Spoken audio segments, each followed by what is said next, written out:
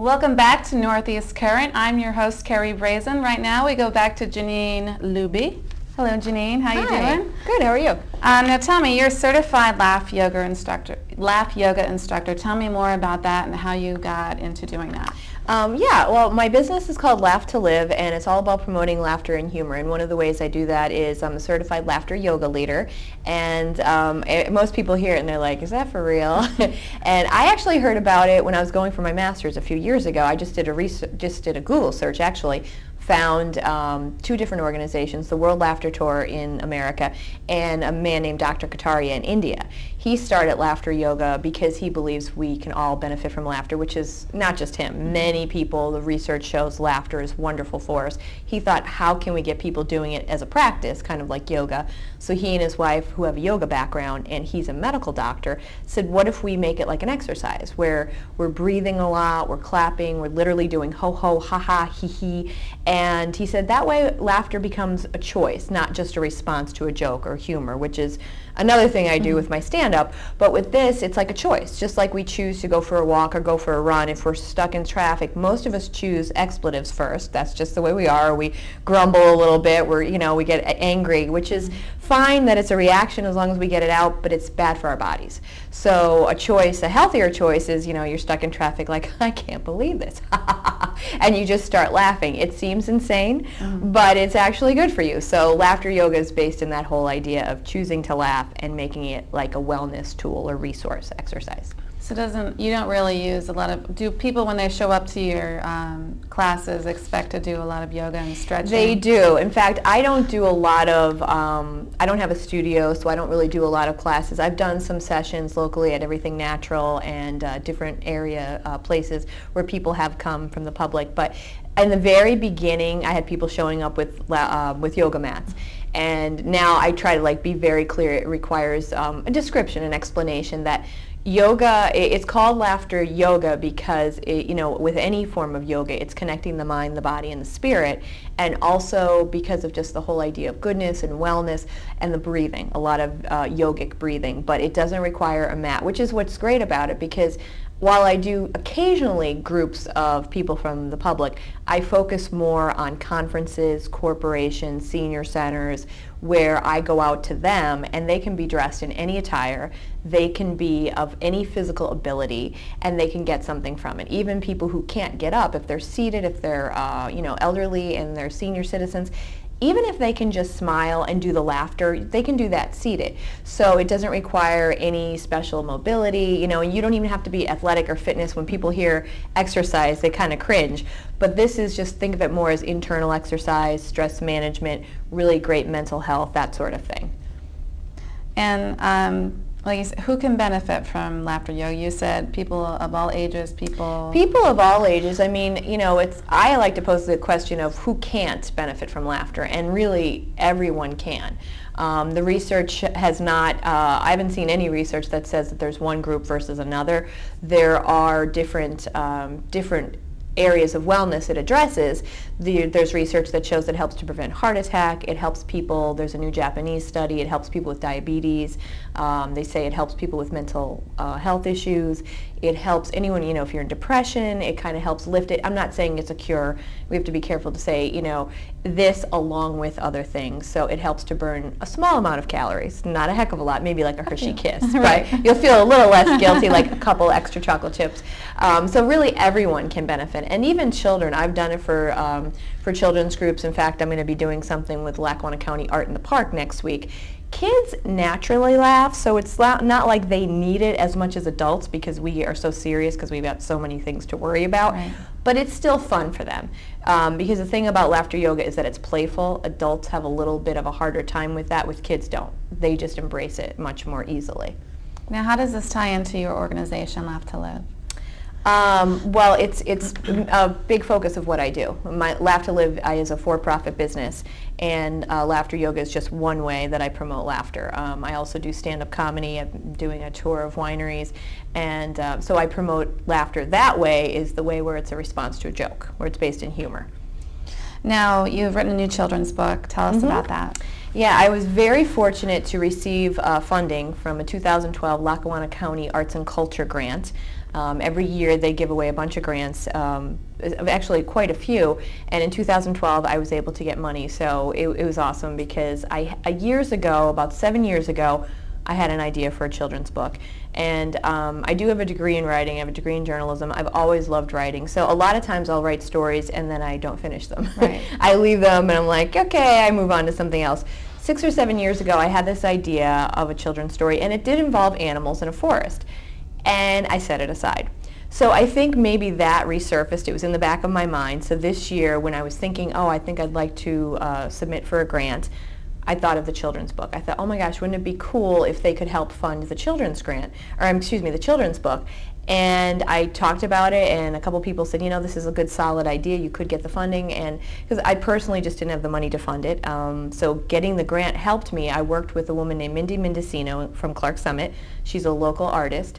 She actually worked with me on my first book, which is a humor book for, not for children, for women, called He's Not Prince Charming When. Now that I did fund myself, and I worked with Mindy, so I knew her quality of work. She's a great artist. And when I had the idea for the book, I said, Mindy, can you do this? Do you have the time to give to it? And she said, yes, if you get the grant, let's do it. So when I got the grant, I worked with her again.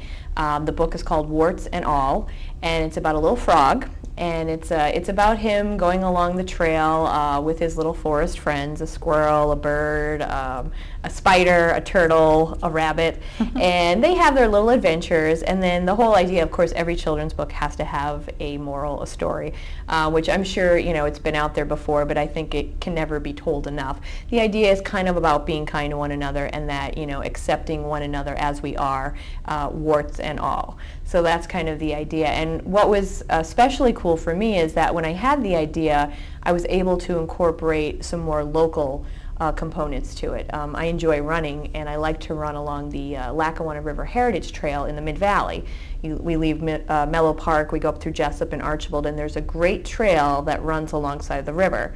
And at the end in Archibald, there's this cute little pond. And every time my friend and I would run up there, I'm like, oh my gosh, this is the cutest little pond. I'm like, I could see Wartz living here, the frog.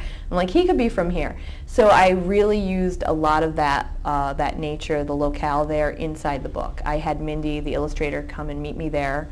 We took pictures. She drew the sketches, the illustrations in the book. A lot of them contain like the pond, some really unique tree that's all twisty up there, a big rock. So we were able to do that, include that in the story, and my hope is that children won't just enjoy the story, but that the parents could also even take them along the trail at the Lackawanna River Heritage Trail, and maybe even say, oh, this must be the pond, and, you know, and check it out, so that I'm hoping they'll get inspired to enjoy the beautiful scenery there and take a walk, go for a bike ride, something like that. Encourage them to get out and yeah, enjoy. I'm a big fan of that. I mean, in addition to promoting laughter and humor, for me personally, I just discovered running a couple of years ago, and it helps me basically stay sane. And it's great for the heart and everything. So I'm a huge fan of getting people moving and doing things like that. And what's cool is in the morning when I am running up there, I do hear frogs. They are there. And I saw them the other day. There's like 5 of them in the pond. So I think it's really cute. I'm like, they do live here. I was like, Wartz, is that you? Yeah, I'm like, which one is Wartz? Now, what about your upbringing? Are you from around this area, and where did you go to school, and how did you get passionately involved into laughter and teaching about laughter? I'm from Scranton. I still live in Scranton. I was raised, I have, which helps my humor, Catholic school upbringing. No offense to anyone out there, it's just my experience. I went from kindergarten through 12th grade, Holy Rosary in North Scranton, Bishop Hannon, which unfortunately both are kind of no more. The high school's morphed into another high school. And then I went to Penn State. And then when I came home, eventually I started to work at Blue Cross. I worked there for 11 years, and while I was there, I got to go for my master's in communications at Marywood. So, so I got to do all the writing and everything, and the comedy aspect was something that honestly, when I was a kid, I would write. I used to love writing. I would write material. Never thought it could be reality. I don't even know if I voiced it to anyone. You know, I like to write the idea of like funny greeting cards or doing stand-up, and I thought I'll never do stand-up. And about 8 years ago, I was visiting a friend in Houston, and she wanted me to try stand-up there. I wouldn't. Went back the next year, and she's like, you can't go home until you try an open mic night here. I did. So that was my first time doing stand-up in Houston, and I said, all right, if I stink, no one knows. I just don't do it again. Right. It actually went well, and ever since then I've been doing stand-up kind of like little by little, and I've been really focusing the past few years, and I also did improv. I actually did that first before I did the stand-up. I did improv maybe 15 years ago. So I got my foot in the door in both forms of comedy, which are both different but both very fun. So I did that, and then when I was working at Blue Cross, I had a great opportunity to go get my master's. They reimbursed a good portion of it. And at Marywood, in a research class, I thought, what do I want to do my research about? It's a lot of work. We had to do a research paper, and I thought, why not do about something I care about, which is laughter, humor, and I really didn't know just how valuable laughter was. I hadn't read all the research.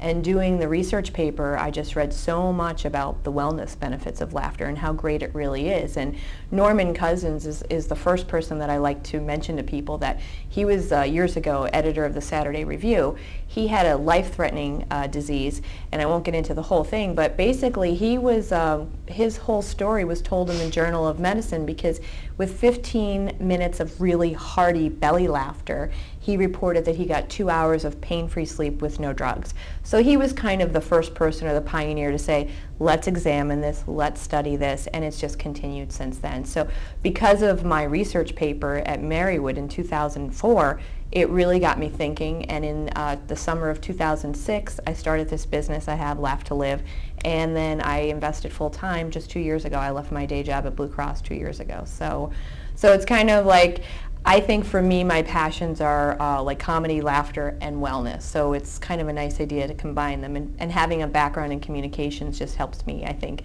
get the message out there more. Now, Jeannine, I hear you have an event coming up on First Friday. Tell me a bit about that. Yeah, it's great. I have an opportunity to do a reading of Wartz All on First Friday, which is Friday, August 3rd. I'll be at a store called Fanciful Fox. It's on Adams Avenue, and two great women that own it, Kathy and Amanda. They're wonderful. They make their own soaps, and they have all kinds of cool stuff. I'm going to be their featured artist, so around 6:30 I'll be doing a reading of the book, Wartz All, and then I'll be sticking around all night if anyone wants to buy a copy.